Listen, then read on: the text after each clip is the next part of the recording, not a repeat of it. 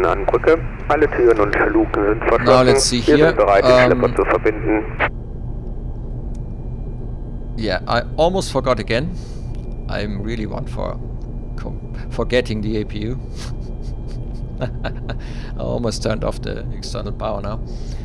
I hope we have the parking brake, yeah, so that we don't taxi off. Now the APU is starting, and I'm not sure what the exact procedure is, but I just bring these all into the auto position.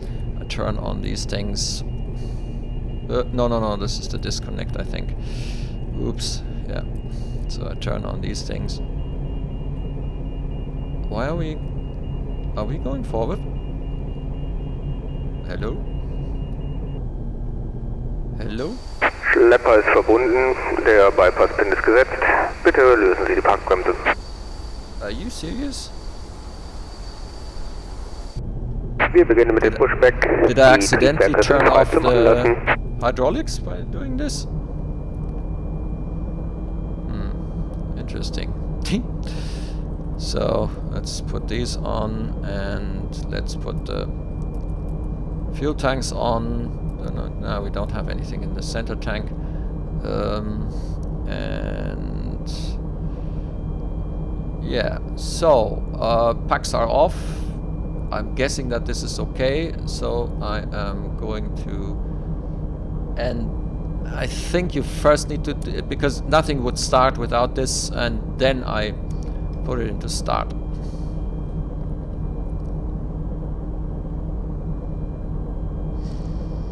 And it takes a wee moment, and then we have the auto start sequence triggering.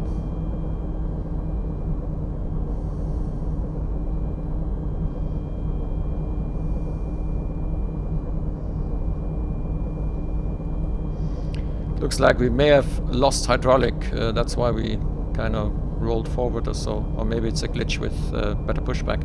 I don't know. Strange.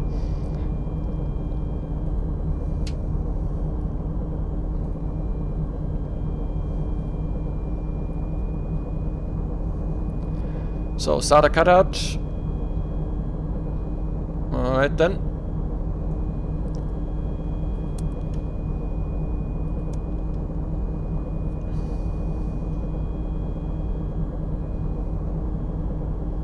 How to start.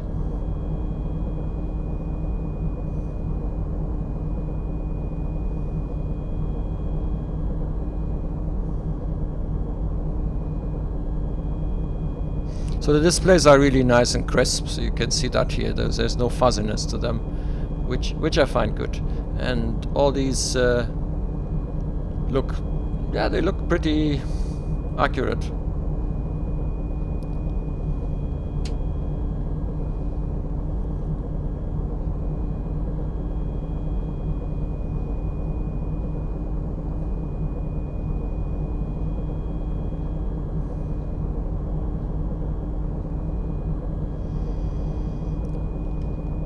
Wing anti-ice off. Yeah, I guess we should put all these in the automatic mode. It's a bit like in the Airbuses and the large Boeings, the other ones. For some reason, okay, I think we can bring them into auto mode. And we have 2 good starts apparently.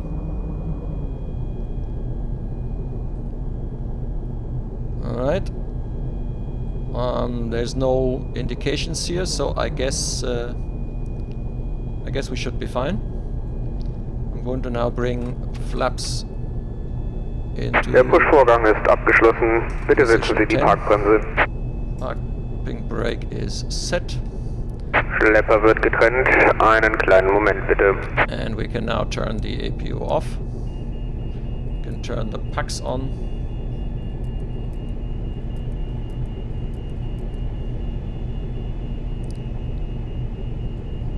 That should... yeah, there's no fire tests or things like that yet.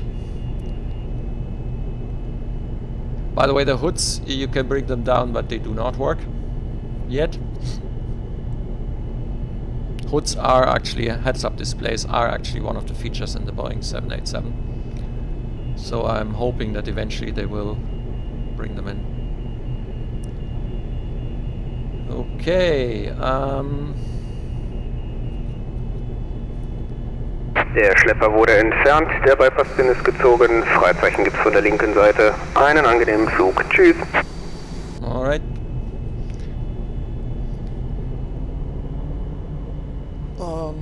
Auto brake, RTO. Flight director is armed. Autopilot is off. Elevator trim. Here. I think it's here. Yeah, here's the elevator trim. So should be in the green area. So I'm bringing this forward to 475. I think it was. Yep. Rudder trim is 0. That's fine. Our gross weight is 153. We have 90.6 tons. Fuel temperature is 15 degrees, so it's the outside temperature. The APU is off. Parking brake is on. Seatbelts on. The doors are in automatic. The auto brake is RTO. That's fine. And flight director is armed, all checked, and roger, elevator trim, and so on. So we are in the taxi. Release the parking brake. And yeah, it very slowly rolls forward. Now I'm providing a little bit of power. Quickly checking the brakes. Yeah. Oh, taxi light.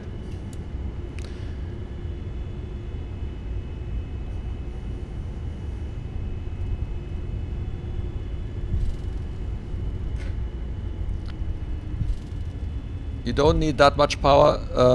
It will come relatively quickly, and it will actually accelerate while you are still giving some power. So if you bring the power back, we're already at 20 knots ground speed.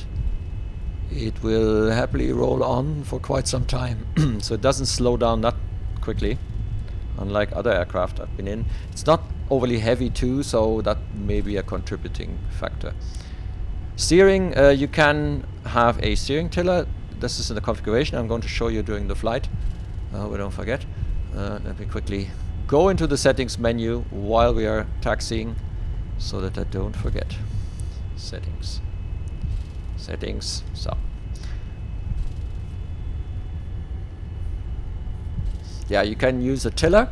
You can use the aileron, the yoke roll axis for steering. I tried that. It's not for me. Or you use the rudders, because my steering tiller, which is the Z-axis of the Logitech Extreme, very old Logitech Extreme, and unfortunately it's kaput. Have I? No. I forgot. I'm not on my usual position. I shouldn't change things because that's exactly what happens. I actually got confused. Because we are now on runway 26, and that's not what I want. So let's... nobody has seen this. And here I wanted to make this a short video. Yeah.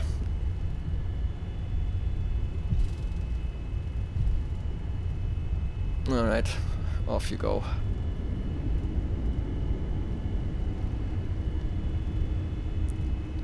And I think... hang on.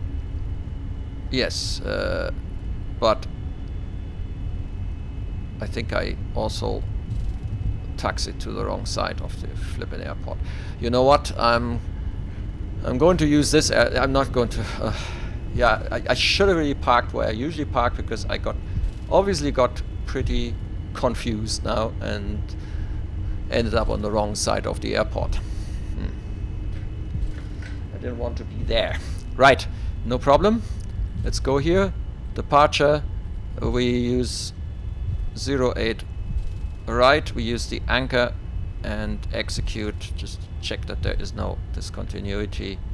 Yeah, it's not perfect, but it's better than having to travel over the whole airport now.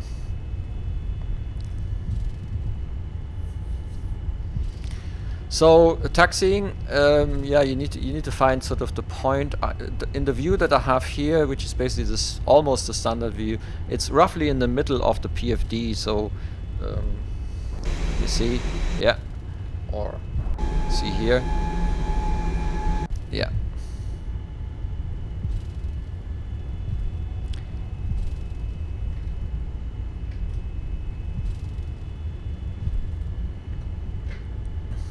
So, flaps 10, checked, spoilers and speed brakes fully retracted.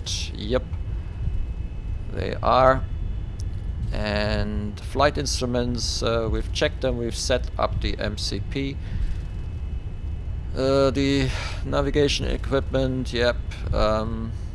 Request takeoff clearance, pilot heat test set is required. Yep, okay. So, we're still not at the holding point. I'm speeding it up a little bit.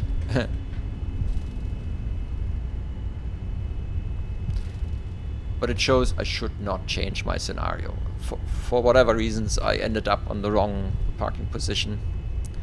So accidentally, and I didn't want to start the simulator again. Because that takes quite a long time. This is the thing with X-Plane, it tends to get slower and slower and slower. With add-ons, although I'm managing my add-ons quite strictly, so I'm removing with sort of a mod tool, I'm removing things that I don't need, and I keep the sceneries to the bare minimum. Yeah, but still it takes quite long for the simulator to start, so I'm reluctant to do this when I have started actually recording.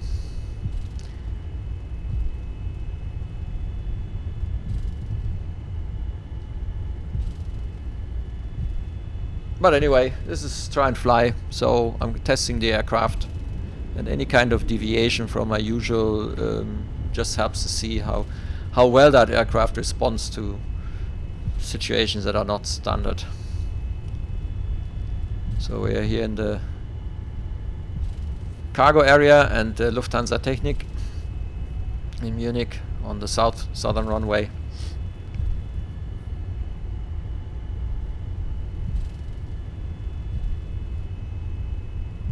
Yeah, I've been testing cargo aircraft, so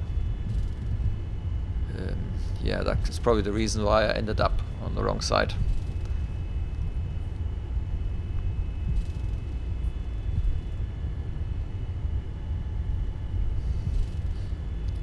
Almost there.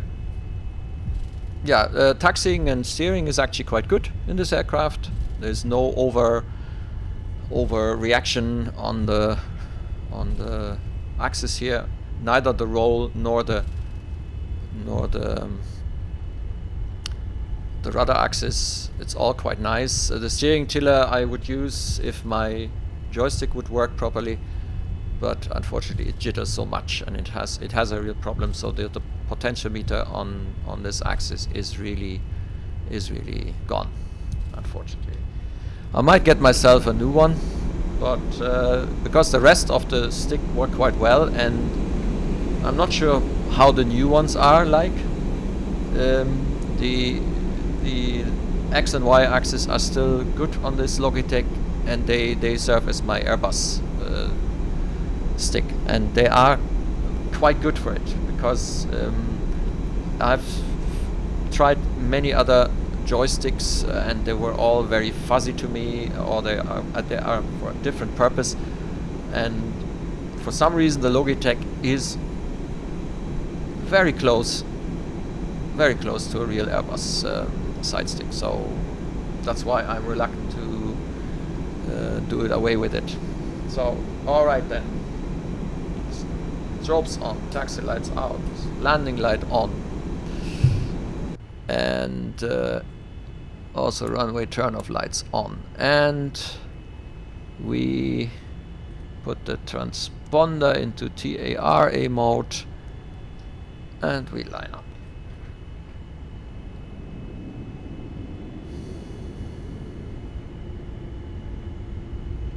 and I activate the... no, not the automatic. Oops. Yeah, it's great. No, not the... Yeah, I thought that the auto throttle is off, but it is actually already armed. 08, right. I think in the very first version of this here, when you activate the auto throttle, the engines would immediately spool up and you end up in the green. So yeah, this seems to work nice now. I think they have customized the auto throttle, and that looks good to me now. Okay, now here comes another interesting bit.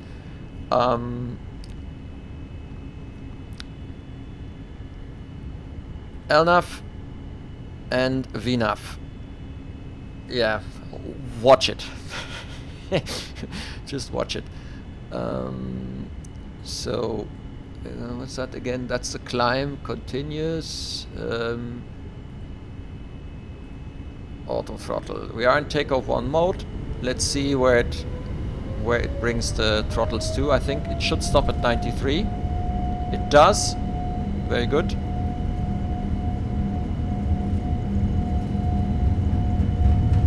knots.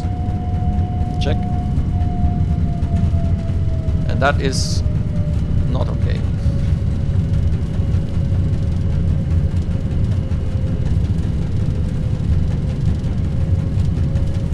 Yeah, I haven't quite understood how that works because...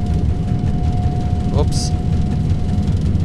Altimeter setting, altimeter setting, altimeter setting, altimeter Yeah, setting, and that's... altimeter setting, Oh yeah, hang on. altimeter setting, We have a different altimeter. altimeter setting, I forgot about that. setting, Yeah, altimeter you're right. setting, It's okay. altimeter setting, Ooh. altimeter setting, altimeter setting, altimeter setting, altimeter Shut up. setting, altimeter setting, altimeter Shut up, setting, girl. altimeter setting, altimeter setting, You're up. altimeter setting, altimeter setting, So, altimeter where is that setting. flight director trying to lead me? I don't know. I'm just following it at the moment. Flaps 1. This does not look right to me. Flaps up. So, no.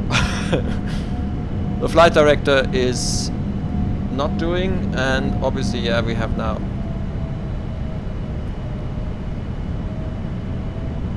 accelerated because I was a little bit distracted. So this thing is not like a flight factor Boeing. You can't rely on things like that. Okay, so we have accelerated far too much, and I'm now going to... What am I going to do now? I'm going to turn this off and reduce to 50. And look at that. So if you follow the flight director, you get insane climb rates. So I'm going to activate the autopilots now, and I am going to use vertical speed mode because... Oh yeah, and see this FPA. I got caught out the first time round. Altimeter setting. Yeah, standard.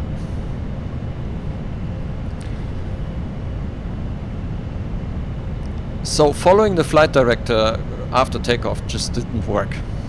Also the first time round, it was sending me somewhere. Unfortunately, yeah. So parking brake is released. That was a takeoff. Call out V1. Blah blah blah. Okay. Cruise. Okay, that's. I think we are through with the checklist. Let me quickly check. So flaps are up, gear is up, and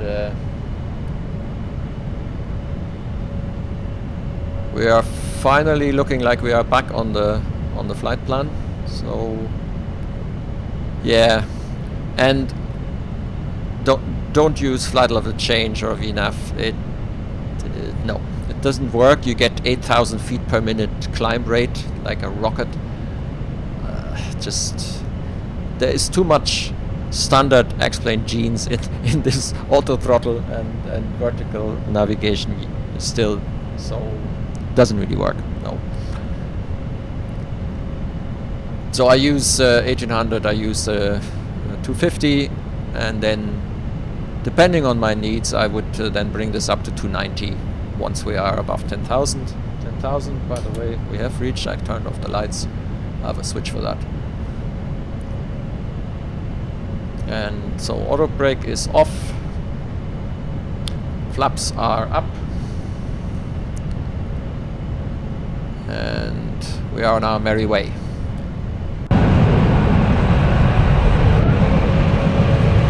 I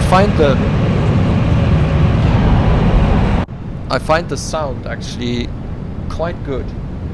It really sounds Boeing-like with the new engines.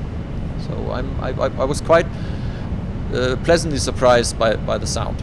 There was no repeating patterns, at least none that I could immediately detect. Because that's often, I find that actually quite bad. If a payware add-on has sounds that kind of, I hate that. Because you would think for freeware that's fine, but for payware you should have sounds that where you don't hear the repeating pattern. Okay. So far I'm quite pleased with the sound. As I say, I had another go before this one here, so this is not my very first flight. Let's just heading. Oops.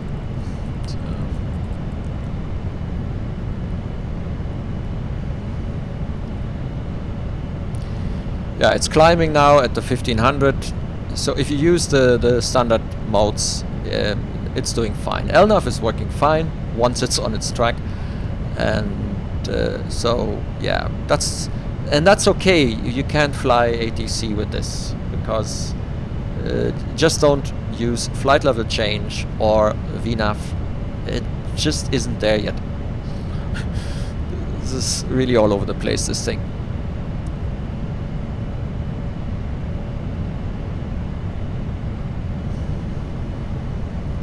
Yeah, the lighting, as I said, also quite pleasant. This thing looks better in the dark than it does during the day, although it doesn't look bad during the day, but it looks actually better and more kind of realistic in the dark, I personally think. But all in all, as you can see, the cockpit is okay. It's fine. There are no real big problems. There are no areas where you better not look at. No, everything is at a reasonable standard, and for me that is fine. That's all I need. You can turn off reflections. Big plus for me. Okay, let's go to the settings menu. From the main menu, let's go back there. So down here you get to the settings, and then you can see we can switch between kilograms and pounds. That's great. You can switch between the HPA and the inch. You can switch some custom cursor on off. I'm guessing that's that little red thingy. I don't want to change it now during flight. Disconnect AT at idle. That means auto throttle at idle. So this is off. If I turn this on, I assume if I bring back the levers into the idle position, then the auto throttle might disconnect. I have this off. Not sure if that's a realistic option. Helpful pointers. Yeah, I'm guessing that you will see things. Helpful pointers, so that's maybe that ready thing. VATSIM. I guess that's for the transponder thing. ILS, it actually takes quite long for the ILS to align, so if you have not as much time, go to instant like I do for this kind of video, because I don't want to wait 5 or even more minutes for the IRS to align. The shared baro means if you change the baro, it will do it for all the altimeters. Here's the tiller axis. That would be the having a dedicated tiller axis on one of the joysticks. Roll is when you use the aileron, so the yoke for steering. It's okay, it works, but for me, yeah, I didn't really like it that much. So I've turned both off, so you now steering with your rudder pedals. If you do not have rudder pedals, then the yoke steering would be, or the joystick with the x-axis would actually be the option probably to choose, unless you have a working z-axis. You can use also the z-axis.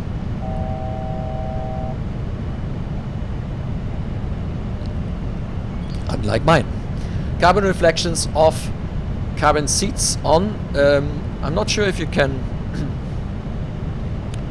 cockpit reflections and cabin reflections, yeah, so I've turned them all off. Cabin seats, I don't know what happens when you turn them off. Is the whole cabin empty? Well, you know, let's see. Indeed. Oh.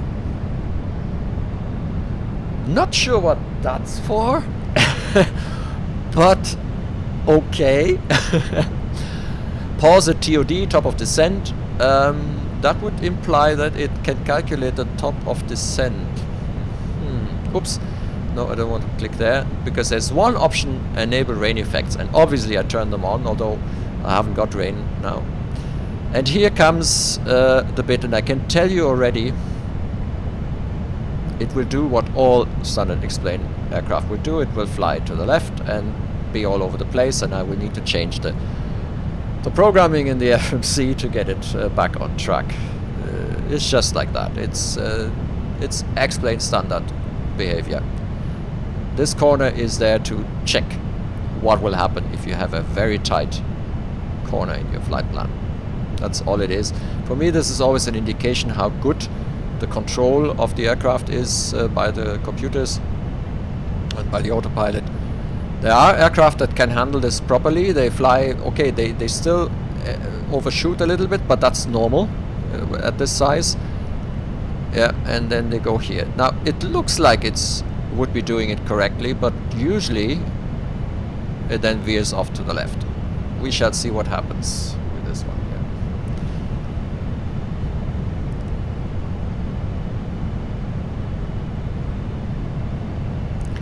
here. Any moment. Auto brake 1. I'm going to activate already.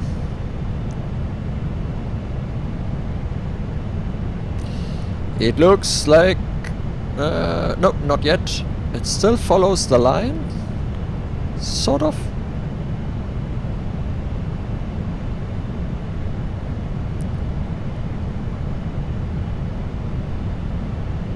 Actually, I had switched here to full bank limit, so that it would turn at a sharper angle. Now I have it in automatic mode. Let's see what the difference... yeah, okay, here we go. Bye bye, off to the left. Tschüssikowski. Yeah, well, as I say, this is not a problem of this aircraft. It's a problem of X-Plane, because it still uses the X-Plane autopilot, and the X-Plane autopilot just simply can't get this one right. So I'm going to use, go to the direct page, I'm going to use Landu, and I'm going to go direct Landu, because that's the only way to get back on track with this one here. So I'm also going to now descend to 15,000, and again I'm using the vertical speed mode, and I'm going with 1500.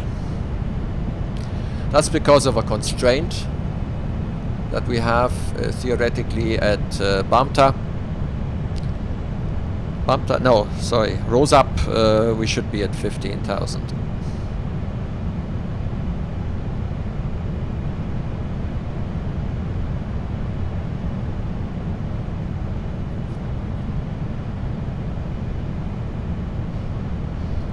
There is no flyover functionality in Explain Standard, so you can't force it to fly over a waypoint. For example, most aircraft do not fly to BAMTA. They start turning way before that.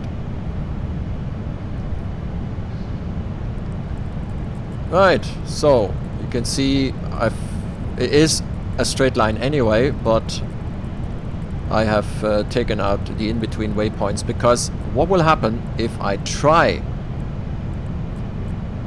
if I try to let it fly it, what will happen is it will go try and get to rose up.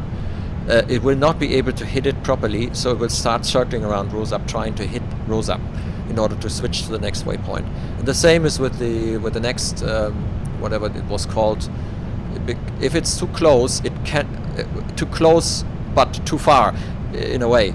Too close, too far. It will not be able to fly close enough to the waypoint so that it detects it as, yeah, I've been there, next one.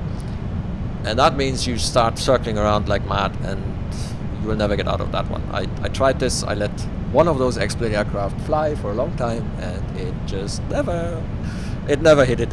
It just didn't work. It was trying to fly around it and round it and round it, and okay, it changed, but it's more like a accidental thing if it hits it. It's too close together, too tight, and aircraft like this will not be able to fly tight enough, and the autopilot is not able to calculate a path that will actually eventually bring it close enough. So that's why in these cases I automatically change the flight plan, and Landu turned out to be the one where things work out okay. If I take Tostu or whatever it's called, sometimes it will not be able to make it, because by the time it has come around, we usually are again in that same situation because we are too close, too far from Tostu.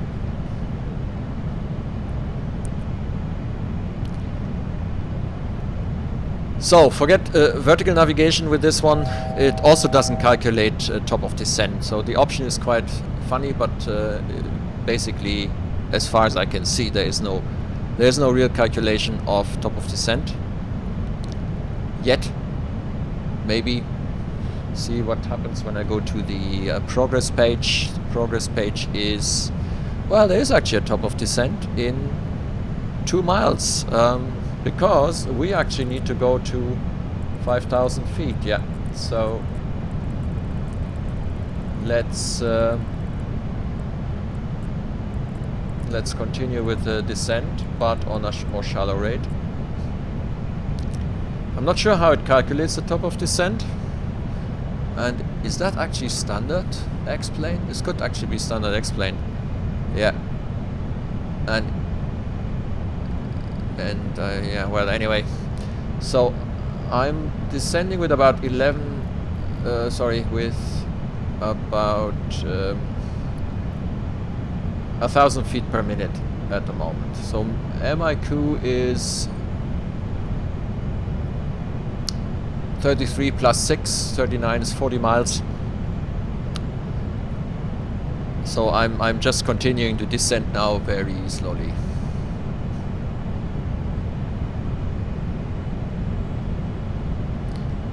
Unfortunately, it also doesn't give us this kind of green circle, half circle, to show us where we would end up with our descent. A very practical thing in proper flight management computers, because they can calculate that and they show you. That helps you to judge if your current descent rate is sufficient, or if it's not sufficient, or if it's too much. So that tool is actually not available to us. So we've reached Landu, and we're now going to turn towards MIQ.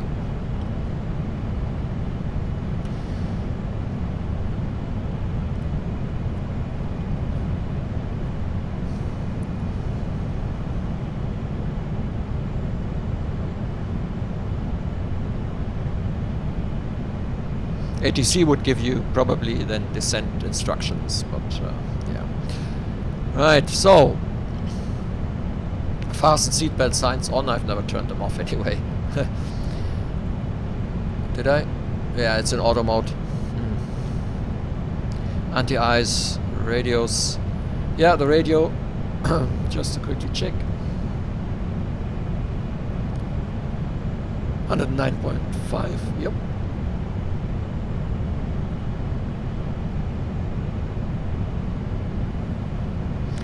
And the course is 80, that's fine. Passing through set airspeed, okay, that for us is 5,000. Landing lights below 10,000. verify course settings, verify fuel quantity. So the checklist is simple, but it's fine for me for today. I might actually try and come up with a checklist then for this aircraft, because to be honest, let's see how it fares on the landing. But knowing that this is a standard X-plane aircraft in most parts, I know what to avoid. So I actually have no problem flying with these aircraft and this FMC. Usually I use external tools to help me with it, like mapping tools and Sim Toolkit Pro and the likes, in order to just facilitate a little bit support that this standard stuff doesn't give me. Yeah, with this I'm always aware where I am. I can read on my moving maps, like the little nav map and co. I can see what waypoint these are, because I can see the flight plan. Yeah, I can see this also on the FMC. So you get around the limitations of the standard stuff easily. For me, important is that the aircraft is relatively stable and that I know what it can't do. And if I know what it can't do, I can avoid it to be doing what it can't do. It's as simple as that. So you can fly ATC, you just instead of just clicking the VNAV or the flight level change button, you just use a reasonable vertical speed, which under normal circumstances is 1800. That's one of these standard vertical speeds that I use when I descend from high flight level, for example. Unless you have some reasons why this would be too much or too little. Yeah, but normally. And I find the sound really good. It's quite immersive. These engines in the 787 aren't that loud. They're not like the good old 747-200 where there was real noise, real racket in the in the aircraft with the engines. This one is actually, I've been flying in a 787 before, and it is actually quite smooth, even in the cabin, even near the engines. It's not that loud, and in the cockpit, most what you hear is not so much the engine, it's mostly the wind noise, as we can hear too. So I find this quite realistic. It doesn't strike me as odd. I think I'm descending a little bit too much now, so I'm reducing to 500 feet per minute.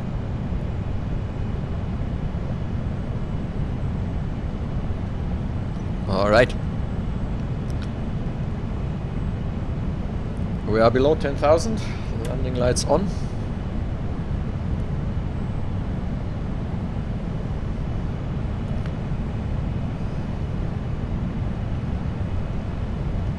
Now, on my first attempt, I used Autoland.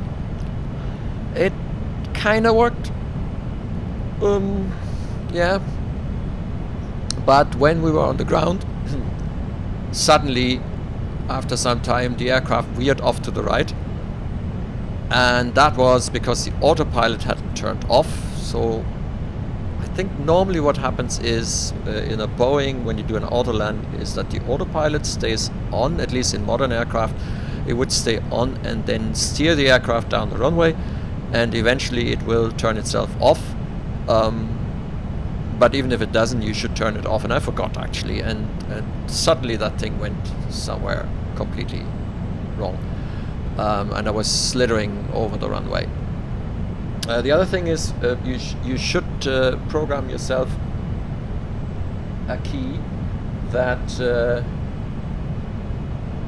that triggers full thrust reverse, because what happened to me was I have the other key which switches into thrust reverse mode, but there was no reverse. It, for some reason, that didn't work. I'm not sure why that is. So I have now the button with full thrust reverse, and that will give it everything it has, which is okay, and it will break down. I was also not sure if the auto brakes really had applied, because somehow the aircraft didn't slow down on my first landing. And the Autoland was great, almost great, shortly before the runway. We didn't land on the center line, and then came the glitch with the autopilot letting the aircraft slid off. Yeah. Well, anyway, it did do the Autoland, so I can't fault it on that. It's just the aftermaths weren't exactly great. So you have to be aware of that. It's as simple as that. So I'm not going to do Autoland now. I'm going to actually try and land this aircraft manually. Probably making a mess out of it, but so let's see. Yeah, I think we're going to go a little bit more on the descent now, because we want to be at 5,000 for Magat.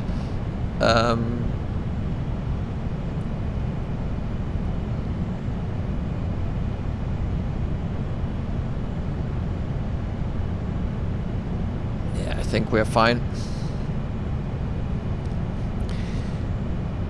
Descent for the approach, then approach and landing. The avionics is on, radio is set, gear down and locked at 2,000 feet. Yeah. Set the airspeed to 220 when airspeed below 350.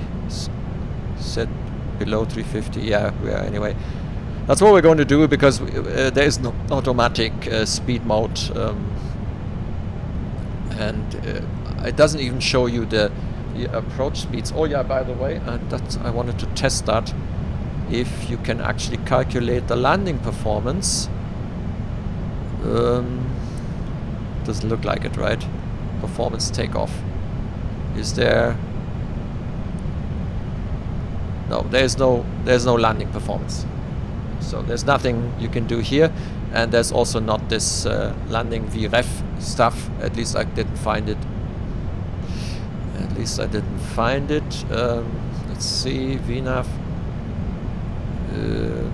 Yeah, so no, there isn't. There's no VREFs. So calculations like this, maybe I've overlooked it, but yeah, they don't exist yet. At least I couldn't see them.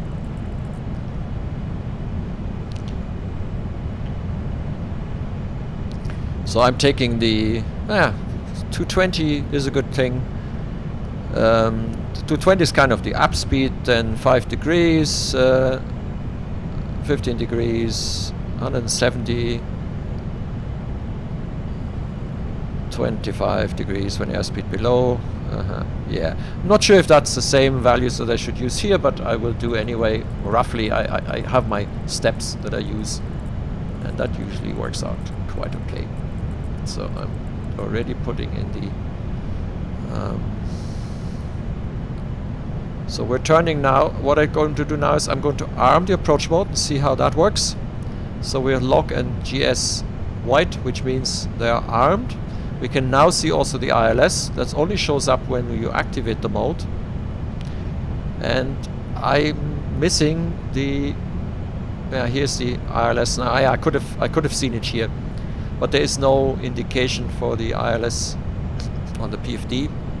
And now I'm going to definitely reduce the speed. We need to start with the deceleration. Let's go 10 to 10, and I think I need to help it a bit.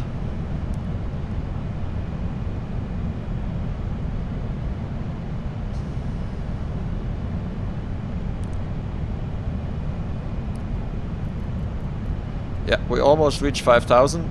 We're a little bit, but it's okay.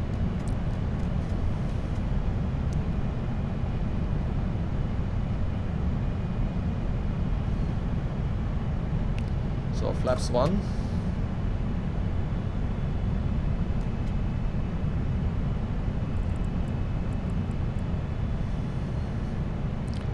We're on the glide slope. We've captured the localizer, captured the glide slope. Flaps 5.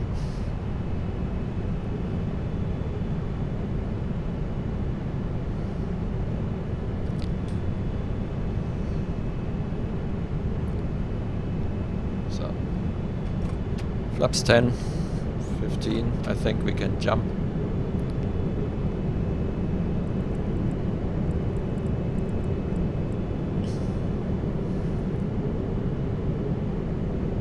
Altimeter setting.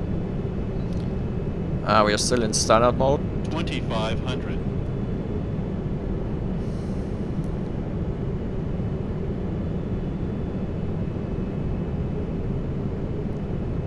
Okay, gear down. And flaps 25.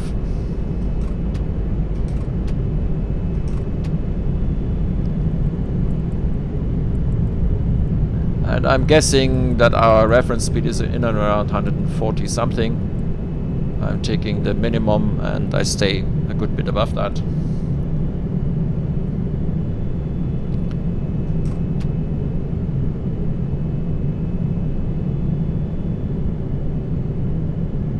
Alright.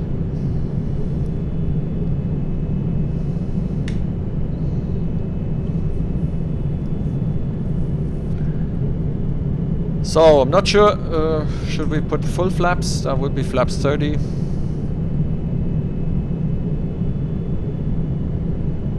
And there's also no indication how far I have to put up my throttle lever.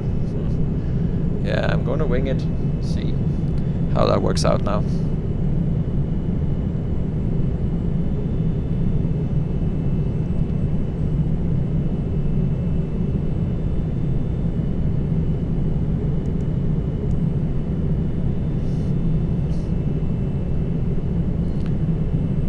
So theoretically, if I turn both autopilots on now, it would move into Autoland mode, so flare is armed. 1000.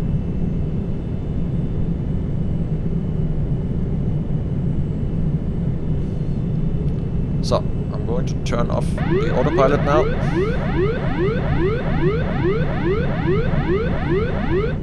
And I'm also going to turn off the...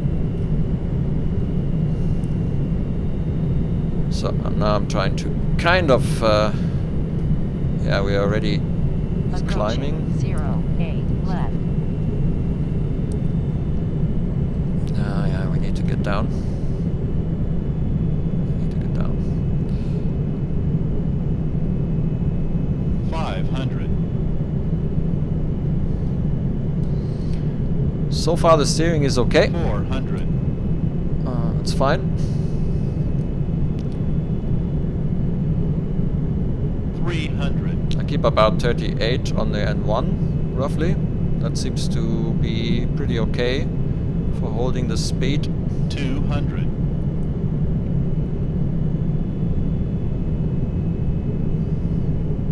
100. 50. 40. We're a little 30. bit on the left. 20. Deep landing. Now that's a mistake. The database doesn't quite fit with the short final design. I'm activating full reverse thrust.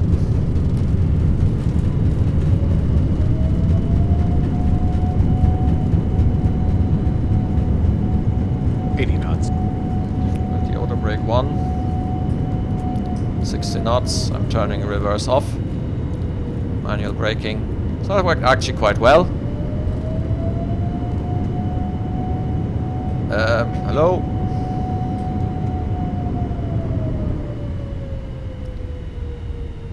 That was weird.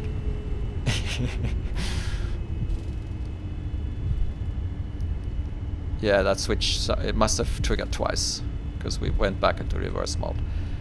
So yeah, that was quite okay. The auto throttle disarmed somehow automatically. I didn't do anything. And we are off. Very good.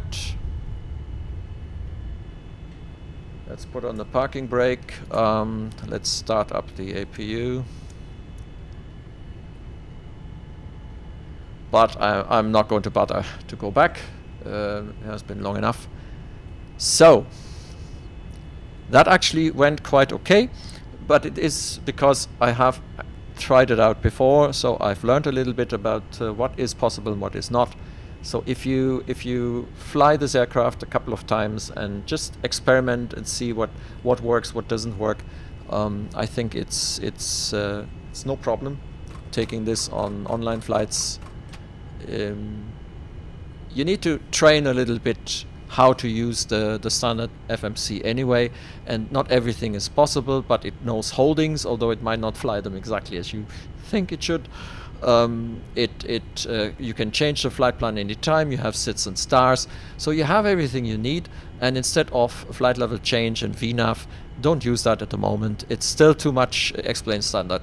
Just use vertical speed mode or flight path angle, but flight path angle is a bit confusing because flight path angle calculates a different vertical speed.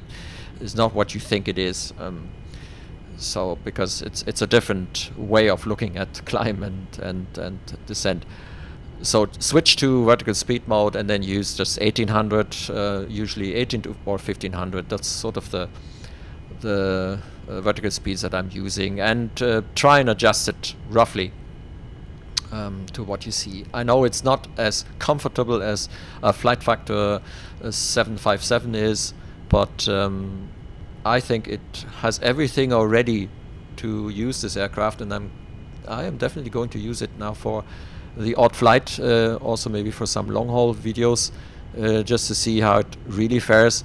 I haven't really checked now the fuel consumption, but we started off with 20. We've used already 600, I think, kilograms during the taxi. On takeoff, I think we had 19.4 or so, and now we have 17.1, so that's about 2 tons.